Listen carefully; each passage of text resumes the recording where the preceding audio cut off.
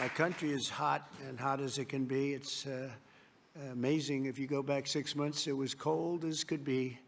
It was an embarrassment what was happening. And now I think we have the hottest country anywhere in the world. I don't even think it's close. I was told that also in the Middle East. The three rulers, three very good men that were very nice to us, they said, this is amazing, the transformation of the United States of America. They've never seen anything go so quickly. And it's literally over a period of 4 or 5 months, but really since November 5th. And I think we have the hottest country in the world right now. So we're doing well, and we'll keep it going. And we're going to have a lot of fun. We're going to make a lot of people happy, a lot of people well. That's why we're here. And I want to thank you all for being with us in the great White House. There's nothing like it. There's nothing like it. Every time I walk in, I say, man, this place is something special. You never get used to it. It really is. As we mark a historic milestone in our mission to make America healthy again. You know, we started Make America Great Again, Bobby. I'm not sure you can get away with that without having to make a major payment because, you know, this was... I copyright MAHA. He goes to MAHA. But no, MAHA's become hot. Over the past few years, we've built an unstoppable coalition of moms and dads, doctors and young people and citizens of all backgrounds who have come together to protect our children, very importantly, keep the dangerous chemicals out of our food supplies, get toxic substances out of our environment, and deliver the American people the facts as to really where we're going. And we want to have what we deserve, and we want to be healthy, and we want to have a lot of good things happen, and I think we're going to have that. I think this is just the beginning. We have some of the most brilliant people sitting on this panel, and likewise in the audience, I recognize so many. Many of them are in the administration.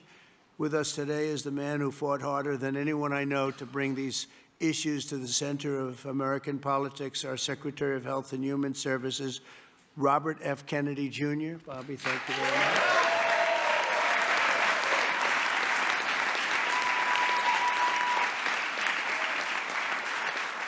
And we're also joined by Secretaries Brooke Rollins, Scott Turner, Linda McMahon, Doug Collins, Doug Burgum, Lori Chavez DeRemer. You're doing a very good job, Lori. You know, considering she's a Democrat, you know. The unions say she's really good. I did it. You know, I took a lot of heat for doing it, and then they were all saying what a great job we did. Now everybody's happy with you. Great job. Thank you very much. As well as EPA Administrator Lee Zeldin, Budget Director Russ Vaught, SBA Administrator Kelly Loeffler. Kelly's been amazing. She runs small business, which is actually the biggest business there is, right? She had no idea how big. She's doing great. FDA Commissioner Dr. Marty McCary. Thank you, Marty. NIH Director Dr. Jay Bhattacharya. Thank you very much, Jay. Thank you. And let's see, who do we have here? CMS Administrator Dr. Mehmet Oz, a tremendous guy, actually. Thank you very much, Mehmet. A friend of mine, a really great senator, Roger Marshall. Roger, thank you.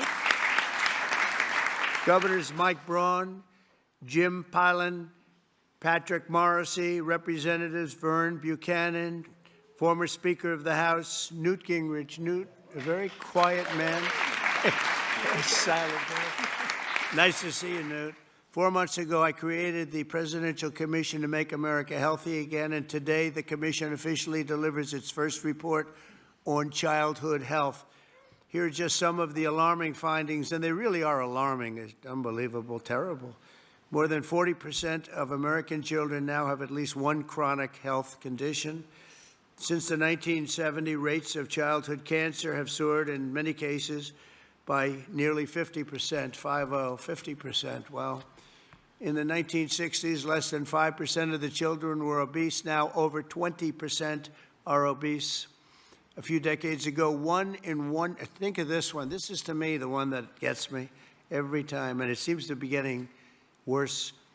Just a few decades ago, 1 in 10,000 children had autism. Today, it's 1 in 31. Last time I heard the number is 1 in 34, right? Now it's 1 in 31. There's something wrong, and we will not stop until we defeat the chronic disease epidemic in America. We're going to get it done. For the first time ever, this report examines some of the root causes that many believe are making our children sicker and our population sicker, I guess. It just doesn't stop with the children. It's our population also, such as the ultra-processed foods, over-medicalization and over-prescription and widespread exposure to potentially toxic chemicals. Unlike other administrations, we will not be silenced or intimidated by the corporate lobbyists or special interests. And I want this group to do what they have to do. We have to spell it out. In some cases, it won't be nice or it won't be pretty, but we have to do it. When you hear 10,000, it was 1 in 10,000, and now it's 1 in 31 for autism, I think that's just a terrible thing. It has to be something on the outside. It has to be artificially induced, has to be. And will not allow our public health system to be captured by the very industries it's supposed to oversee. So we're demanding the answers. The public is demanding the answers, and that's why we're here. Already we're phasing out 8 of the most common artificial food dyes.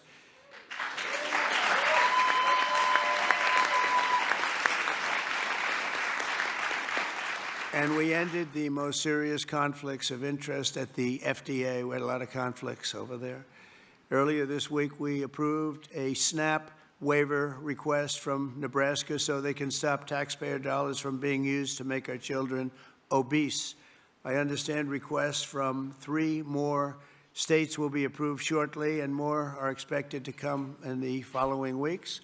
Over the next 80 days, the Commission will build on its work in this report to develop a roadmap to bold and transformative public health reforms for our consideration. It's a consideration, and we'll lay out the facts. Let me say congratulations to the entire MAHA movement. This movement has become very hot. People are really, I tell you, they're going crazy over MAHA. They're going crazy, right?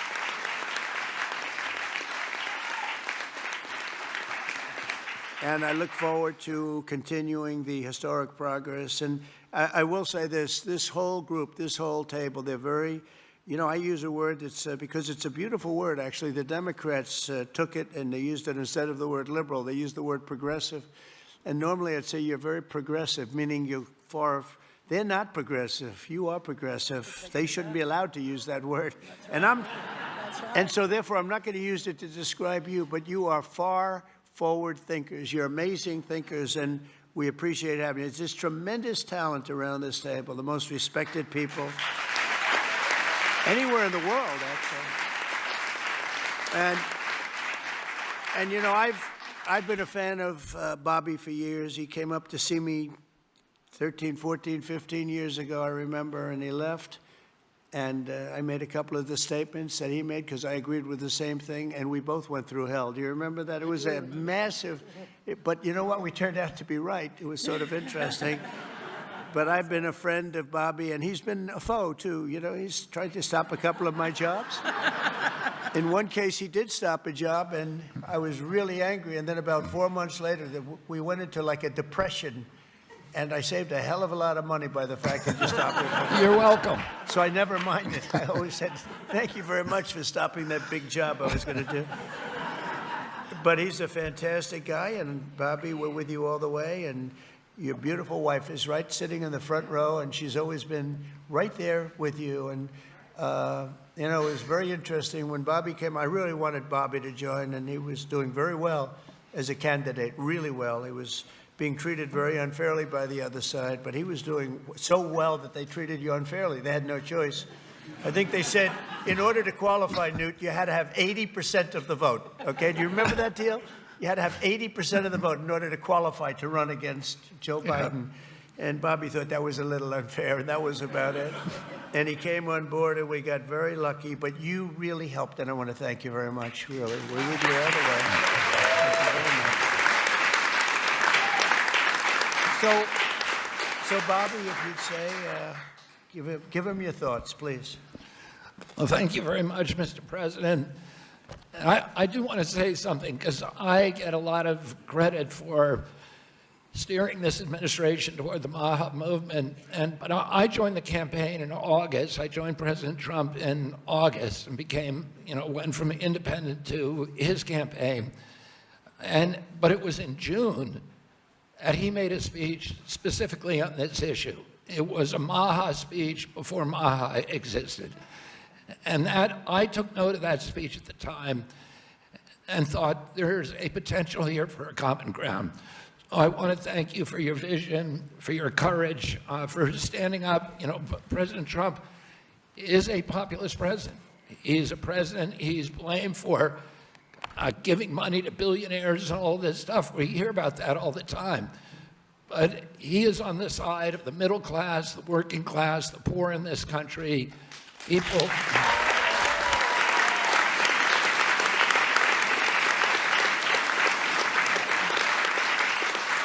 And I've been following, I've met every president since my uncle was president, and I've never seen a president, Democrat or Republican, that is willing to stand up to industry when it's the right thing to do, and they're willing to talk about really difficult issues and to hold his stand on those issues. I've never seen anything like it, and I'm very, very grateful to you. I've sat with industry again and again in a room with him and heard him say, we can't do that. We're going to do something different, deliver news that they didn't want to hear.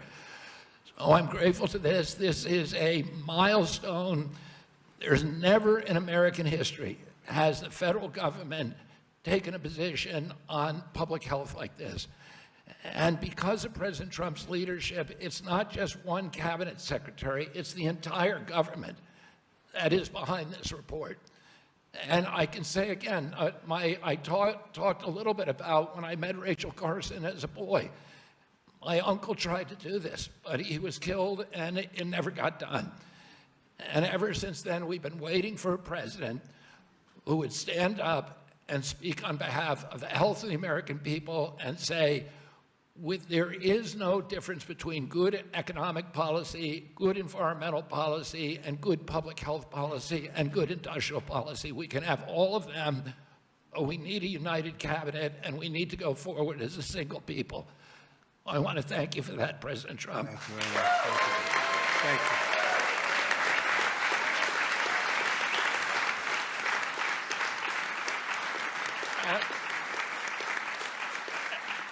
At its core, this report is a call to action for common sense.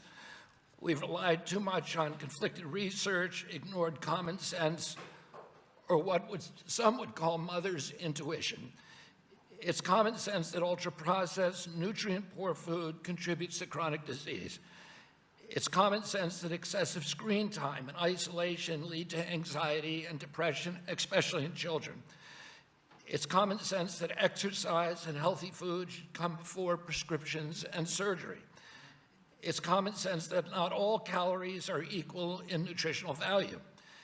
It's common sense that over-medicating kids is dangerous. It's common sense that we can celebrate the innovations of modern life while also demanding fearless inquiry into ameliorating the negative effects of medication, agriculture, and environmental practices. It's common sense that research funded by corporations deserves more scrutiny than independent studies. I'm so proud of this cabinet, and particularly Secretary Rollins and Administrator Zeldin, who, again, I'll say it a third time, work late nights, early into the morning to make this happen, and to all the leadership from the White House staff, beginning with Stephen Miller, and Heidi Overton, Dr. Heidi Overton, with Vince Haley.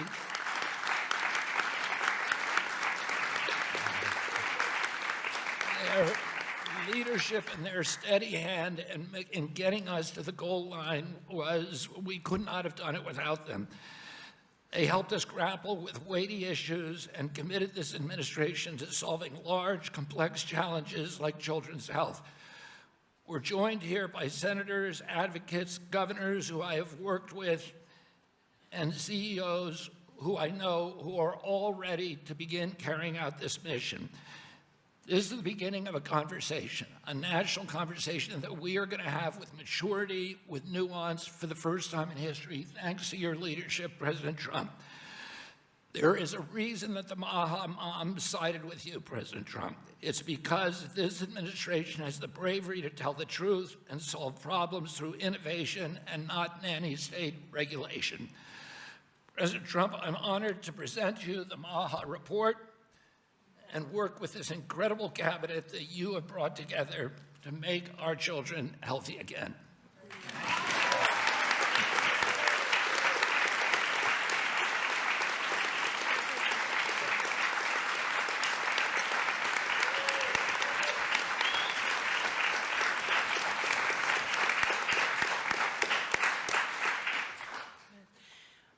Three things. First, on behalf of an extremely grateful nation and on behalf of a lot of extremely grateful MAHA moms who are out there, Secretary Kennedy and Mr. President, thank you.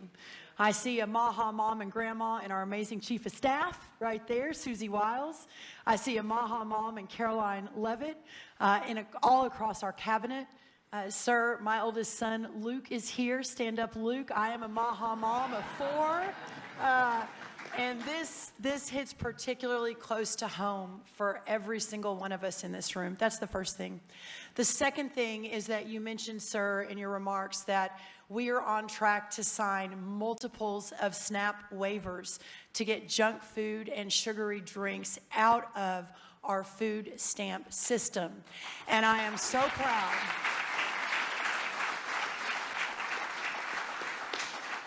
I am so proud to announce that on Monday, I was in Nebraska with Governor Pillen, where we signed the first one. An hour ago, I signed the second one for Governor Braun in Indiana. He may not even know that. I've got it right here, sir. I also signed the third one, Governor Kim Reynolds of Iowa, about an hour ago.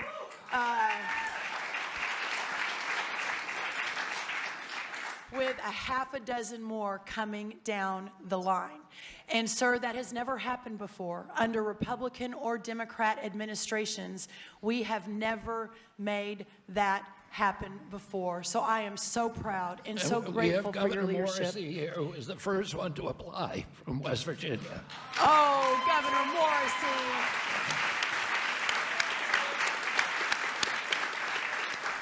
We will make sure you're at the top of the pile, sir. I apologize. Governor Sanders has been a leader. Governor Polis from Colorado.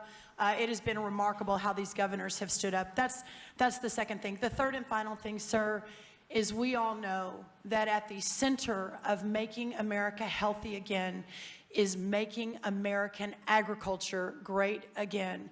Without American agriculture at the center of this discussion, we have the most robust, the safest, the best agriculture system in the world. And in partnership with the amazing Secretary Kennedy and all of these incredible patriots sitting around this table, under the leadership of the extraordinary President Donald J. Trump, we will make America healthy again. And what an honor it is to be a part of that. Well, thank you, sir.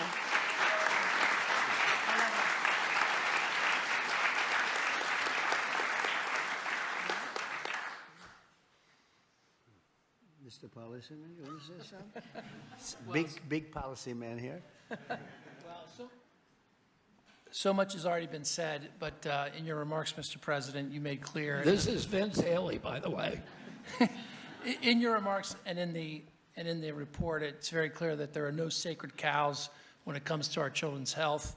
We are showing the courage to turn over every stone to figure out, to investigate what is behind the chronic childhood disease crisis, and that's what this report represents, sir. Thank you, Vince. Bobby, are you wanting to have other people speak? We've had everybody speak. Oh, good. Most have already spoken. Vince, very good. But the fake news wasn't here. What's going on? I mean, Oz, I want to thank you for your work. Would you have anything to say to the media? Thank you, sir. I think it's a moral failing if we don't address this, but it's definitely a financial failing as well. 50% of children are on Medicaid or on the CHIP program. It is an obligation we all have to address this reality. As you know, the cost of Medicaid has gone up 50% in 5 years. Right. I thank you very much for having the bravery to commission this report, and Secretary Kennedy, Secretary Rollins, Lee Zeldin, and everybody else on this panel for being able to effect what has not been done since this law for Medicare and Medicaid was written in 1965. God bless you. Thank you very much, Oz. Thank you.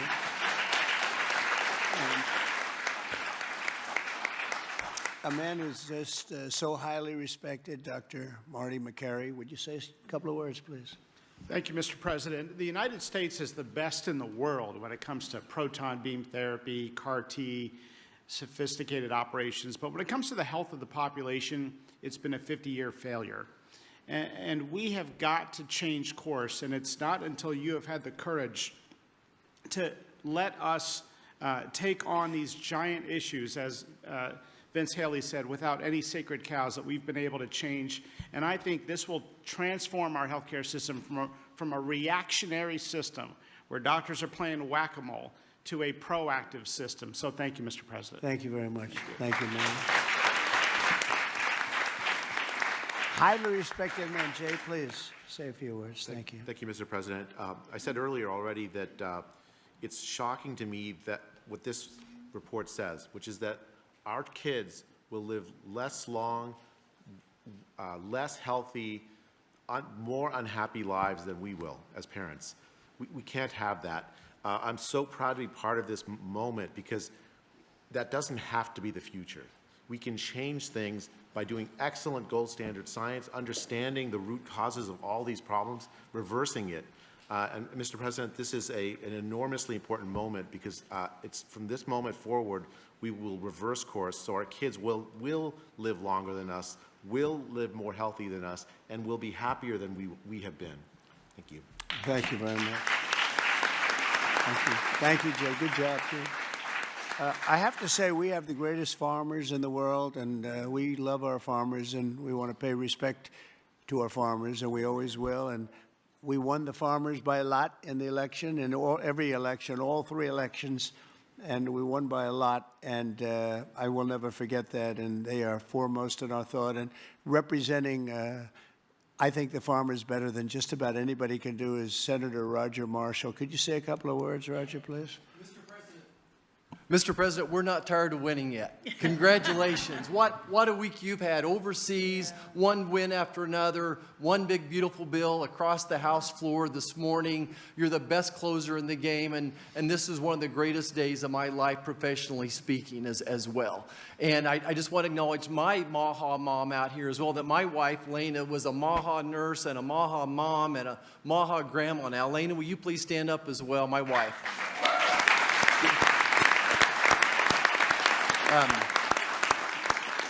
Mr. President, as you know, I spent 25 years delivering babies most every day. We saw a huge epidemic of diabetes, of pregnancy, and this has exploded in so many different directions now. We have an epidemic in mental health in our youth, obesity rates 20, 30%, 20% of our children on a prescription drug, 60, 70% of adults on a prescription drug. We can do better than this. And it does start with the farmer. It starts with soil health. And I just want you to know that our farmers are so committed to this as well. And so many of them are already doing great things. They're making the soil healthier. They're using less pesticides. They're doing all the right things. It's going to take a little bit more effort and time to get everybody with those practices. But the American farmer and rancher were the original environmentalists, the original conservationists, and they'll be right here working beside us, and we appreciate your support of them as well. Thank you, Roger. Great. Thank you.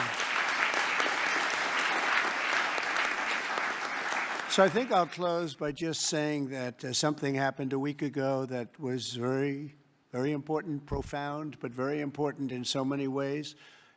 For years, I noticed that other countries paid much less for drugs and pharmaceuticals than we did.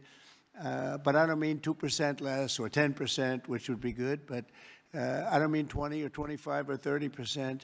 I mean, sometimes we paid 10 times more, 12 times more, 13 times more than other countries, where people from our country would be seen going into Mexico and seen going into other countries, leaving on trips and bringing their drugs home because they'd get in London, they'd be able to buy a drug for 1/10 the price of what it costs in New York City. And I watched this.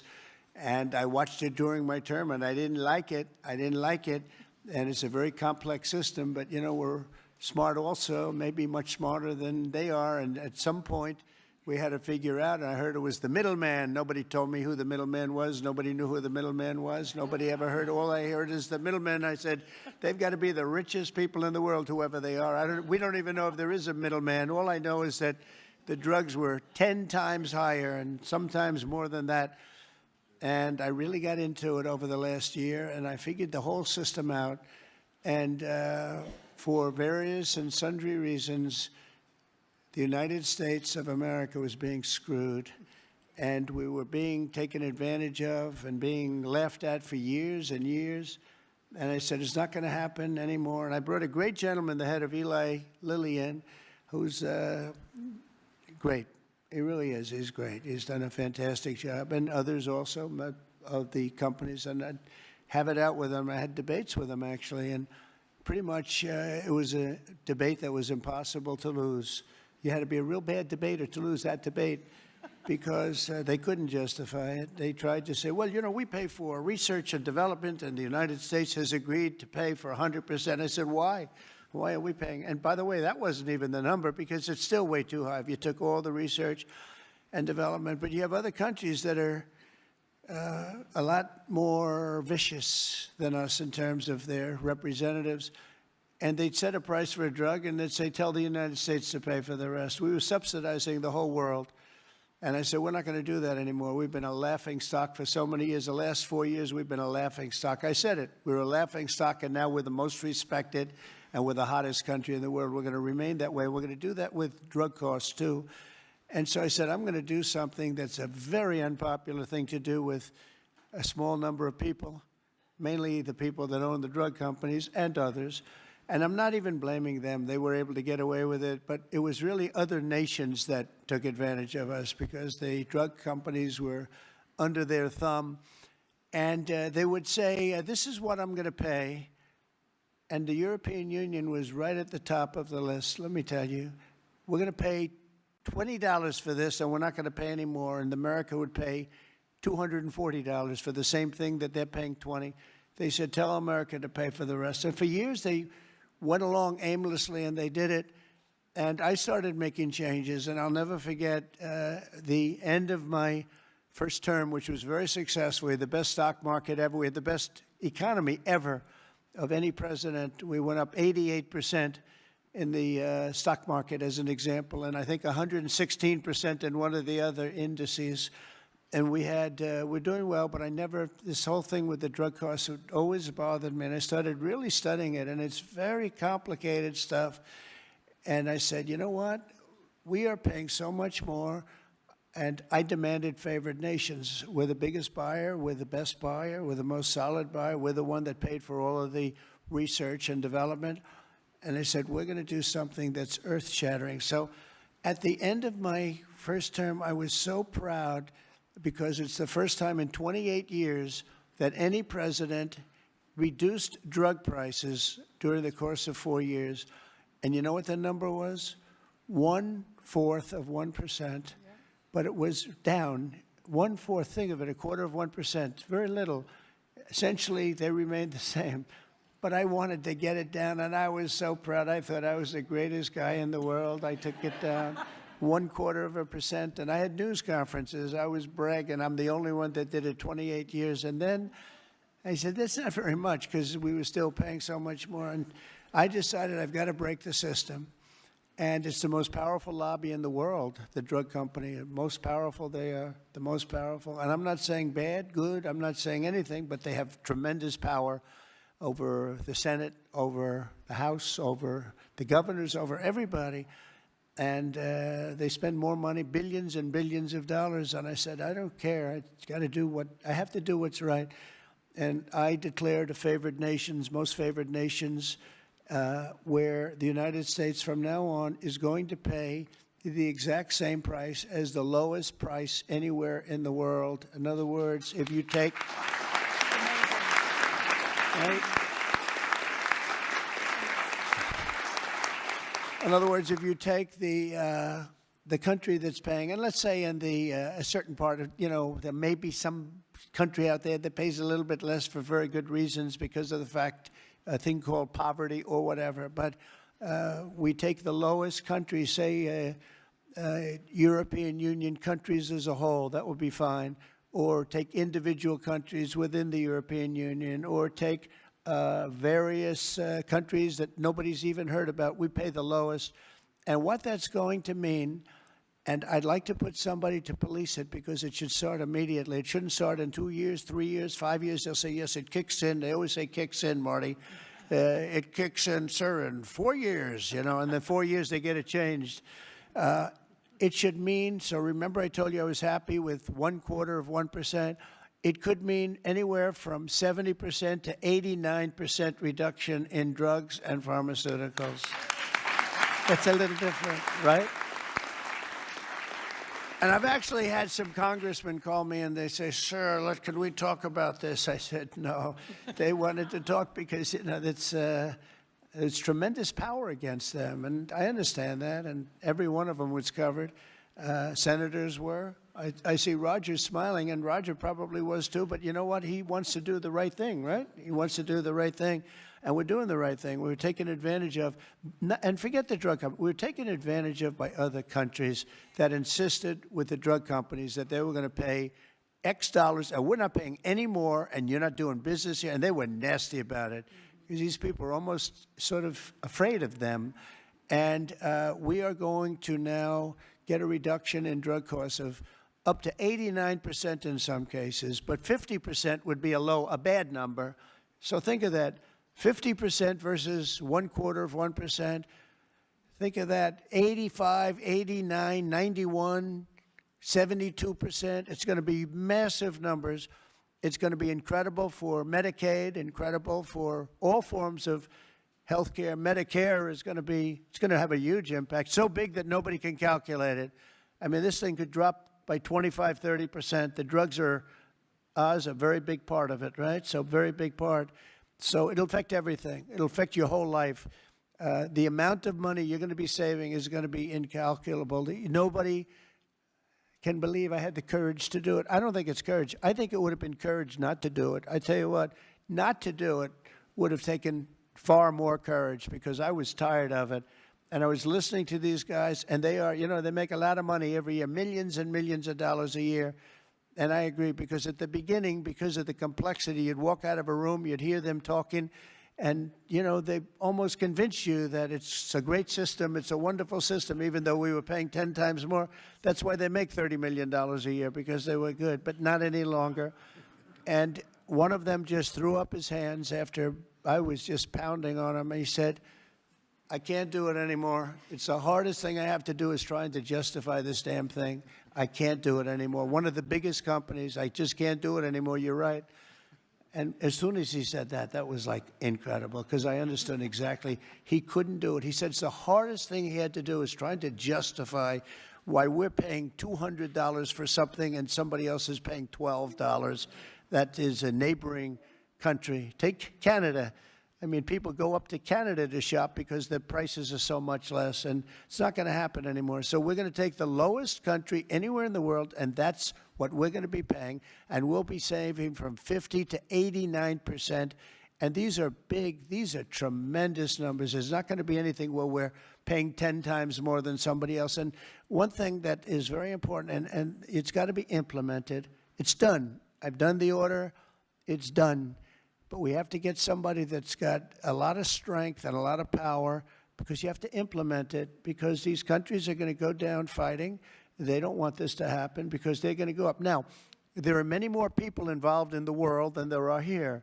So they'll go up a little bit, maybe 15, 20%, and we're going to go down 60, 70, or 80%. But they will fight the drug companies. The drug companies are very worried that they're going to fight, and that's okay. If they fight, we'll just say, that's okay. We are not going to let you sell any more cars into the United States, or we're not going to let you sell any more wine or liquor or alcohol or something that's actually much more important to them than the drugs. And we're going to be able to force that issue if we need to. They should do it. We're basically equalizing. They should do it. And, you know, the drug companies should do just as well. This shouldn't be a hit on their stock. I don't think it will be. It's basically, it's going to be the same amount of money, but it's going to be redistributed. and it's going to be redistributed, so they're going to pay a little bit more, and we're going to pay a lot less. A little bit more because there's so many more. So it's a bigger number, and so, Bobby, I'd like to ask you and Dr. Oz and Marty, perhaps, and Jay, and maybe representing the world's politicians, I can ask Roger, who's so great with this whole subject, if you would be very, very tough and very, very, very powerful in a sense. It's not easy. You're going to have to get this done. The drug companies are going to say, well, they won't do it, and maybe they won't. And if they don't do it, we're going to not do business with that country or those countries. But we're going to have to be very tough until it's totally stabilized and equalized. And Oz, I mean, I see your eyes are gleaming because you've been talking about this for a long time, but you've never had anyone willing to do it. But I'm willing to do it. And I think it's going to go down as one of the most important things we've ever done because drug costs are going down. Think of it. Then every year for 21 years, the costs have gone up.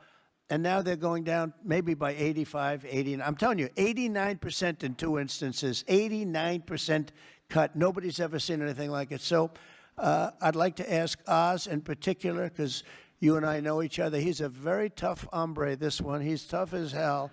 And so if you can lead the group, and it's not going to be easy. You're going to have to get in and you're going to have to fight. If you do it, you can have within a period of weeks, you can have drug costs that drop like a rock, okay? So you as a group, I have great confidence, and if you don't do it, I am firing every single one of you. Good luck, guys. All right? Can you handle it? The companies are all coming in, and we've heard some very interesting. The companies are all coming in. We've had some very promising interactions. So, okay, good. I Well, give you a you're little gonna time be to be the a tough ones. hombre. You'll do a great job. I have no doubt about it. Thank you very much. Any help, I will be there to help you, okay? But you mentioned something that has not been discussed in the past. People have talked about drug prices in a silo and in isolation. But when you start going to the countries where they give discounts to because they're getting beaten up there and you support these companies, they see a huge upside potential, and even greater than the numbers you mentioned. Right. They should be able to charge more than what they would historically have been tolerant of if they have the support of the U.S. government and you. And Secretary Kennedy is aware of all these discussions. Well, they were artificially low and artificially high. We were artificially high. They were artificially low. We're not going to let that. And I think you're going to be able to handle it pretty easily. But speed is very important because we can do this immediately. This doesn't take 2 years, 3 years. It doesn't take a month. So do the best you can. Thank you very much. Thank you, everybody. Thank you very much. Thank you, Bobby. Are we concluded, Bobby? Yes. Go ahead. Why don't you Thank you, finish it Mr. off? President. Let's all give a hand for President Trump for his leadership. Thank you.